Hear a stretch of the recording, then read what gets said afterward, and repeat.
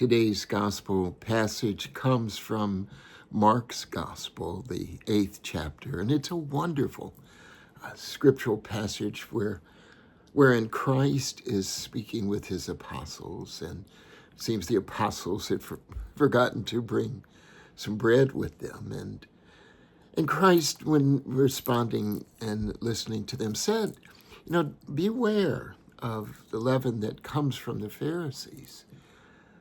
And leaven meaning, something that might rise up. It's a substance leaven that causes the bread to be active.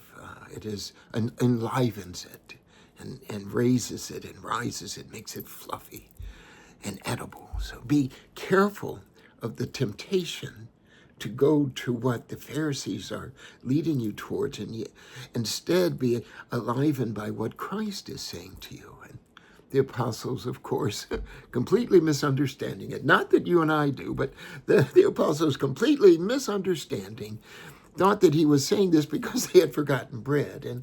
And Christ gets wind of this, as he so often does, and says to them, geez, oh, Pete,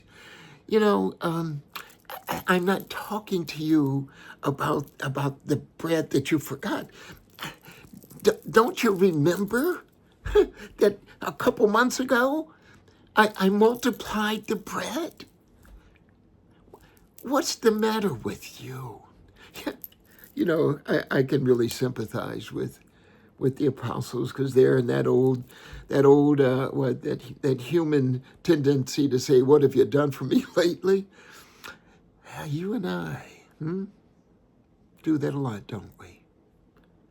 When we find ourselves in the middle of a mess, when things aren't going right, our jobs may have been eliminated, our spouse's jobs may have been eliminated, one of our kids may want to come back home and have to live there because they can't financially make it, or maybe it's you and you have to move back home with your parents because the circumstances of your job has changed. Maybe you've heard of a terrible illness, a loss, a death.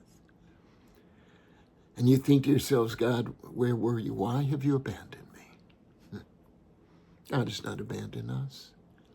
God walks with us absolutely every single day and every moment of our lives. We too often, as was quoted in the letter that James wrote, that it's like looking into a mirror. We see ourselves, then walk away and immediately forget what we have seen.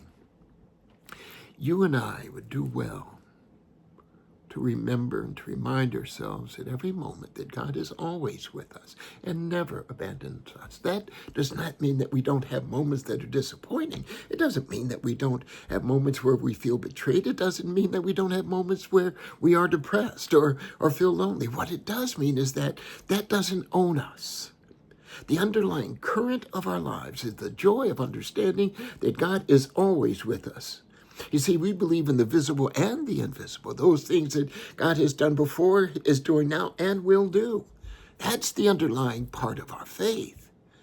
We are more than, what have you done for me lately? We are the people of, Lord, I will do with you as you have done with me. I will never turn my back on my Lord. Our God has never turned his back on you. Never has. Never will. And if you are in that moment of trial, know that you have someone on your side.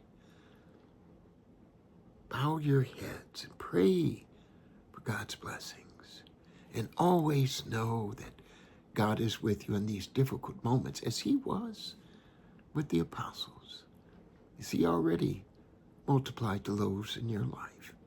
He is your leaven. And as we say every time we get together, Lord, what are we going to do today?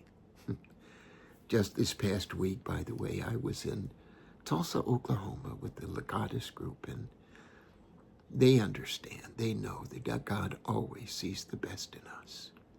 Amen.